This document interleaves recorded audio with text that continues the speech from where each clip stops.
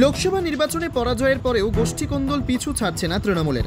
বুধবার পুরুলিয়ায় তৃণমূলের সাংগঠনিক সভায় পরাজয় নিয়ে বিশেষ পর্যালোচনা সভায় গড় হাজির থাকলেন খোদ তৃণমূল প্রার্থী শান্তিরাম মাহাতো সহ তৃণমূলের একাধিক শীর্ষ নেতারা। এদিন এই ঘটনায় আবারও দলের গোষ্ঠীকন্দল প্রকাশ্যে চলে এলো। ঘটনায় চরম অস্বস্তিতে পড়ছে পুরুলিয়া জেলা তৃণমূল নেতৃত্ব। বুধবার দুপুরে পুরুলিয়া শহরে আকাশগঙ্গা হোটেলে দলের পরাজয় নিয়ে বিশেষ পর্যালোচনা বৈঠকেই আয়োজন করেছিল পুরুলিয়া জেলা তৃণমূল।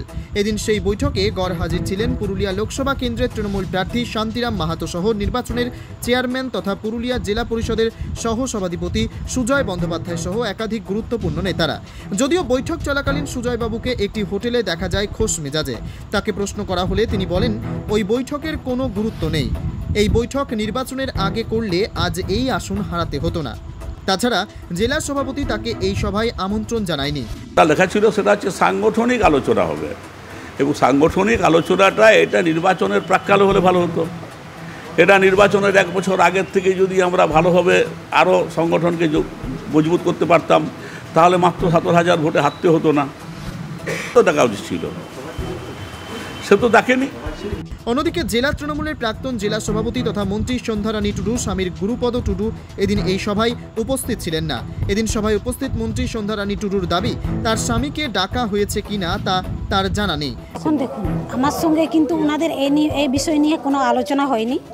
আমাকে জেলা সভাপতি বলেছেন যে এই টাইমে আজকে এই সভা হবে, বর্ধিত সভা পর্যালোচনা, আমি এসেছি।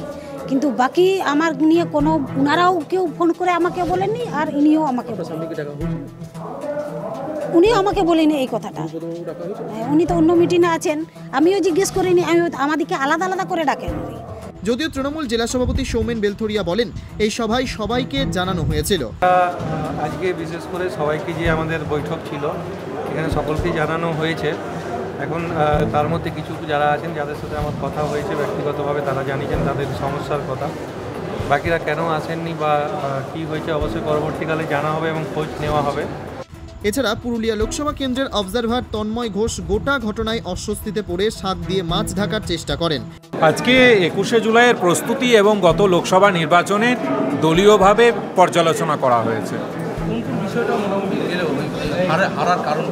দেখুন, হারার কারণ বিভিন্ন বিষয় আছে, যেটা দলের অভ্যন্তরীণ বিষয়, সেটা আমরা দলীয় নেতৃত্বের সঙ্গে আলোচনা করেছি। কোথাও কোথাও